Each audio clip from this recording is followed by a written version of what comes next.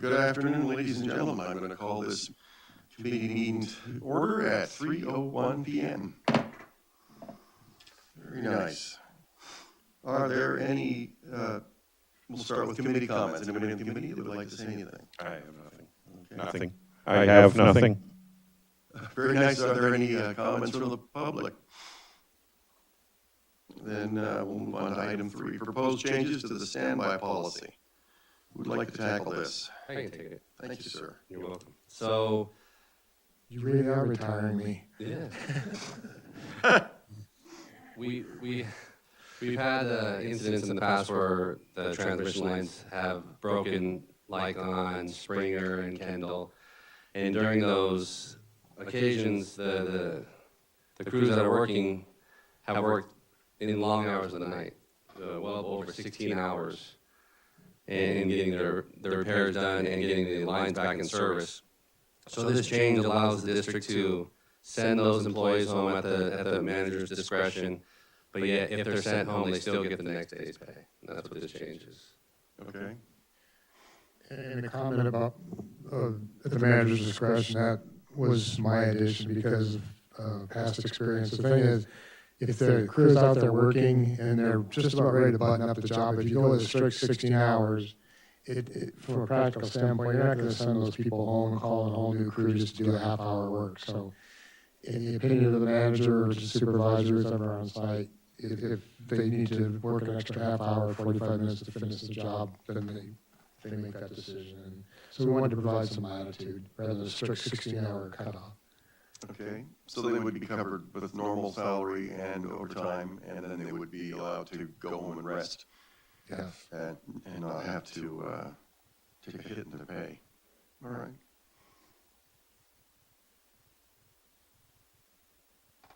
Particularly during summer and what we're experiencing now, you start working more than 16 hours and then coming back in, it does impact people's awareness and ultimately could affect their performance safety-wise. Yeah, so we want to make sure we don't want anybody's judgment impaired. So. Yep. Right. How often does this doesn't happen more than once a year, does it? Not very often, no. But we wanted to provide for the situation in our policy. Okay. And then the change is the red text? Yes. Seems reasonable to me. Okay. What do you need from the committee? Just a recommendation. Are you recommending that change be adopted? I recommend that this change be adopted, Mr. President. Thank you. Mr. Vice President, I agree with you, and we'll just note that in the meeting minutes. All right, discussion, Senate Bill 606 and Assembly Bill 1668. Well, this is actually, as I mentioned in the last meeting, more about Senate Bill 1157 now. 7? Yeah, 1157, which changed the targets or the standards from 50 gallons per capita per day in 2035 to 42. And I've updated you on the weekend, on the weekly updates. The progress has made its way through the legislature. So despite Aqua's best efforts, multiple floor alerts in our participation in the coalition, that bill did pass the Senate, and it's gone to the governor's desk for his signature. So in all likelihood, I don't see him not signing it. So it looks like we're going to be stuck with 42 gallons per capita per day instead of 50.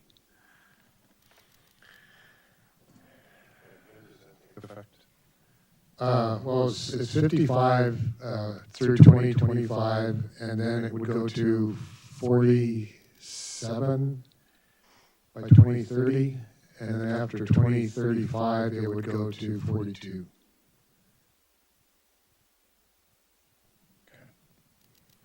Okay, any questions?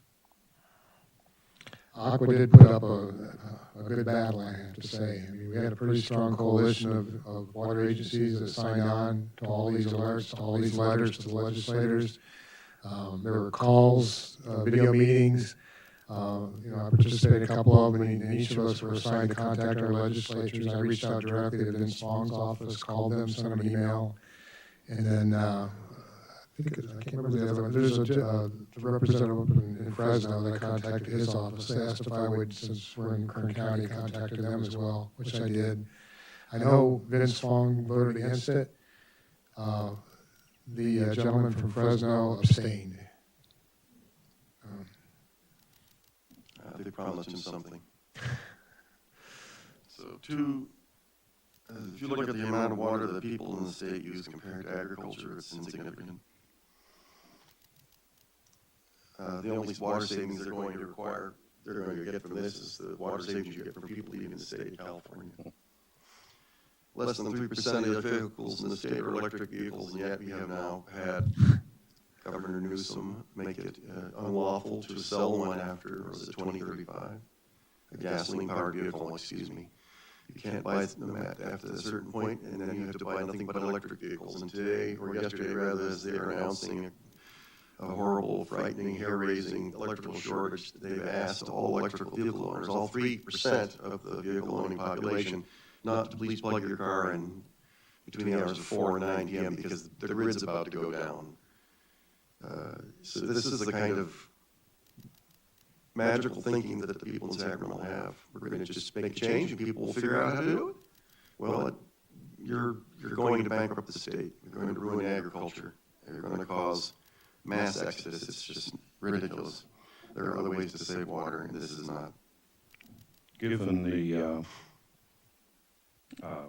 lack of clarity about how this will be, or how we're expected to enforce this, the only ones that I can think of that we would readily be able to say we're in compliance might be apartment units that don't have any outside water demand. They're individually metered. There are no guidelines for compliance. It's going to be fines levied by the state on a per capita basis. Because we don't know how many people are in each red domicile. We're not going to go find out. That number changes on a daily basis. We're not going to keep track of people with that. It's designed to put pressure on water districts around the state to find savings for water, which may or may not be there. And what they're going to wind up doing is having a whole bunch of rural water districts suddenly the property of the state of California because they can't pay for those fines. And in Los Angeles and San Francisco, where 40 to 60% of the water that goes into the system is lost through leaks, are going to have to recapitalize to the tunes of billions of dollars, which they don't have anymore because they're busy in San Francisco spending that money scooping all the feces off the street. So it's just going to be fines for everybody. At some point, people won't be able to respond in this magical way that the legislature expects, and it's going to cause a real severe problem for everybody. Without in any, the state of California. all that notwithstanding, given that we don't have any guidance on outside water use, we could claim that everybody's in compliance with this. The state doesn't know any better than we do whether we're in compliance with the internal water allocation. It only becomes a problem for us is when we've got a total water Right. allotment, which we don't We see. don't know what the allotment is. Right. And we do not have people metered for outdoor use and metered for indoor use. Exactly. Well, that'll be a bridge we can burn when we get there. Yep. But it's just terrible thinking on the part of the legislature. We were trying to get our hands around what part of this might be dialed into the current rate study effort that's going on, and it's frustrating, Yeah, needless to say, of course. because we know if, once we do find ourselves in a position where we need to start enforcing these, which looks like it might be outside of the next rate study, 2025, you say? Is when the 55 goes into effect? I think we talked about doing it in 5 years, but obviously you could do it sooner if need be. Okay. So, Okay. yeah. Especially with so many unknowns, I mean, it could be very likely that you need to do a rate study sooner than that. There's just too many unknowns and too many things that are dynamic right now, and something, we don't know what's going to happen. And the legislature's, the state is focused on water right now. Who knows what they're going to come up with next? We'll see. 30-plus years, the state population more than doubled. There were new water projects. In fact, they tore several of them down. The goal isn't to to make sure that the people of the state of California have an adequate water supply. The goal of the policy is to make sure that people are going to be forced to use less water regardless of the consequences. There's no other explanation that makes any sense as to why they would gut their own agricultural industry and why they would force people to use 42 gallons of water per day. How many times do you have to flush your toilet? Well, you can get a high efficiency toilet. That's true, but in places around the country and in Europe, we're already experiencing the negative side effects of low flush toilets. Huge damage to the septic systems, the sewer systems, gas buildup, as is noted in the letter from Aqua, clogged sewer plants.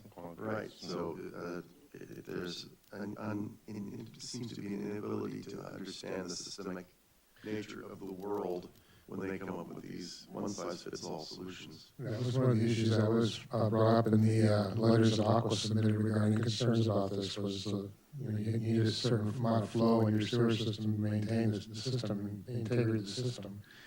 And cutting water down significantly is going to affect those flows. So, but it fell on deaf ears. I guess that was just one of the many arguments they presented. And, if you read the bulletins they sent out, the studies that they cite that said were already there, in essence, are very limited in scope. So Aqua was advocating for more detailed, more in-depth studies to be done to determine where we are with respect to meeting those targets. But again, it didn't apparently have any influence with the legislature. Don't confuse them with facts. All right, thank you. Anything else on item 4? No, sir. All right, item 5, draft agenda for a regular board meeting. Anybody have any comments?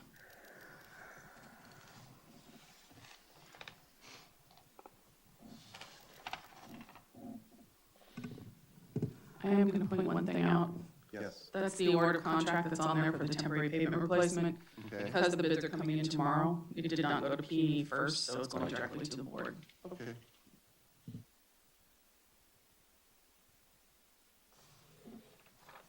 Everybody's popular favorite one, the groundwater authority status report. Okay. I don't see any problems with this. Nope, I don't either. Okay. Anybody else comments on this item? Yes, no, maybe? All right, then let's go to item 6, future agenda items. Anybody have anything? I have nothing. I have nothing. Okay. From smiling, satisfied looks of staff, I will assume that there's nothing there. All right, very good. Then let's adjourn this meeting at 3:14 p.m. Thank you for your time and attention.